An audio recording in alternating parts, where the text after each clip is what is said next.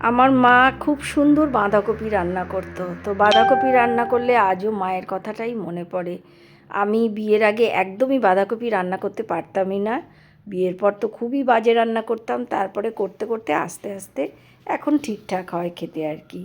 তো আজকে মায়ের মতন করেই চেষ্টা করছি। মা কিছুই দিত না, শুধু কড়াইতে জিরে আর তেজপাতা ফোড়ন দিয়ে আলুগুলো একটু বড় বড় করে কেটে নুন হলুদ দিয়ে ভেজে নিত, তারপরে এইরকম কাঁচা লঙ্কা চিড়ে চিড়ে দিয়ে দিত একটু কড়াইশুঁটি, তেজপাতা আর টমেটো এই দিয়ে, আর কেটে রাখা বাঁধাকপিগুলোকে দিয়ে দিত। আর হ্যাঁ, তেলের মধ্যে অবশ্যই একটু আদা দিয়ে দিত।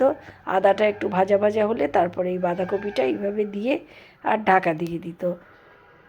আর তারপরে যখন ঢাকাটা খুলতো কী যে সুন্দর একটা গন্ধ আসতো, মনে হতো এক্ষুনি খেতে বসে পড়ি। নিরামিষ বাঁধাকপিটা মা অপূর্ব রাঁধত, মাথা দিয়েও খুব সুন্দর হতো।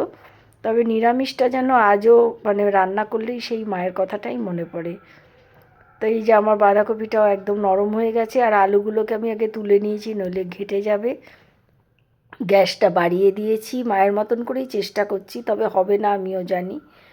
আর এখন ভালো করে নাড়িয়ে চাড়িয়ে যখন বাঁধাকপিটা একদম শুকনো শুকনো হয়ে আসবে, তেল ছেড়ে দেবে, তখন সামান্য একটু গরম মশলা দিয়ে দেবো। আর এটাকে আরও ভালো করে নাড়ছি।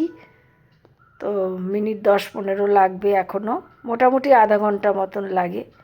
মায়ের মতন স্বাদ যেন কিছুতেই আসে না, কত চেষ্টা করি কত কিছু রান্নায়।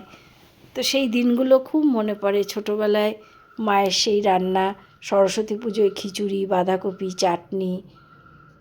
এই যে আলুগুলোকে আমি দিয়ে দিলাম, দিয়ে আর এখন নাড়াচাড়া করছি, হয়ে এসেছে বাঁধাকপিটা।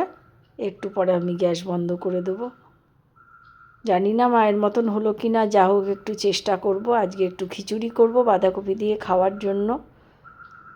তোমাদের সঙ্গে আমি একটুখানি সেই গল্পগুলো শেয়ার করলাম আর রান্নাটাও শেয়ার করলাম। আজকের মতন এইটুকু। সবাই খুব ভালো থেকো, টাটা।